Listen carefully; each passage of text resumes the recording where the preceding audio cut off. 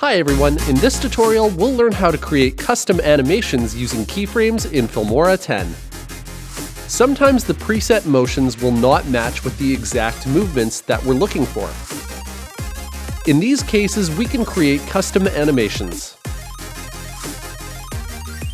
These custom animations will let us precisely transform the rotation, scale, position, and opacity of a clip at the time that we want. This is how it works.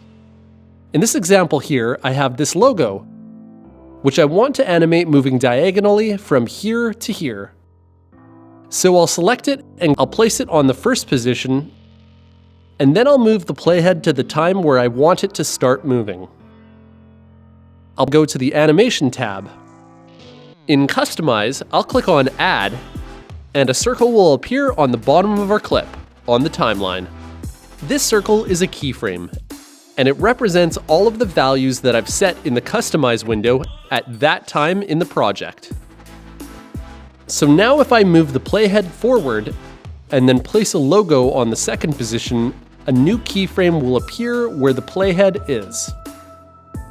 And the arrow between them helps us understand what will happen.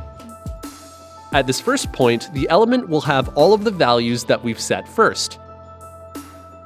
And from then, it will gradually transform until it coincides with the values on the second keyframe, creating an animation. Let's play the video to see how it works. Cool, now let's say that I feel the movement is too slow. I can move the keyframes close to each other, so it will take less time to go from point A to point B. Nice! Now let's say I'm not happy with the final position, so I want to change it.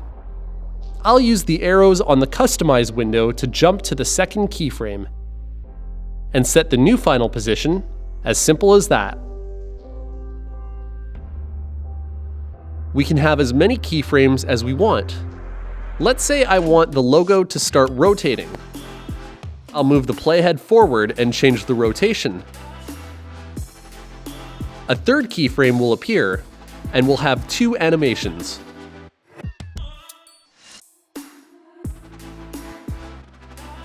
Okay, let's try transforming some other values. I'll jump to the first frame and set the opacity to 0. Now the logo will change from transparent to opaque at the same time as the movement. Now let's add a little more complexity to this animation. I want the logo to stay as is for a couple seconds and then scale down until it disappears. So I'll move the playhead a couple seconds ahead of the third keyframe and click on the Add button to create a new keyframe. As you can see, there's no arrow between the two last keyframes, as both share the same values. There's no transformation between them. I'll move the playhead forward and transform the scale to 0. The arrow will indicate that there's an animation between the fourth and fifth keyframes. And now if we hit play, we'll see the entire animation as we've created it.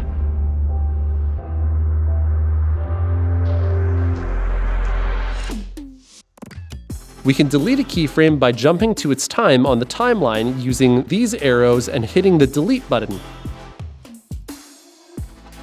Or we can select the keyframe on the timeline and hit delete on the keyboard. If we hit the reset button, all the keyframes will be erased. If we go to the preset animations, we have a series of combinations of these transformations that we can drag to our clip and then adjust as we want. So that's a look at how to create custom animations in Filmora 10 using keyframes. Don't forget to check out the rest of the tutorials in this series and keep creating!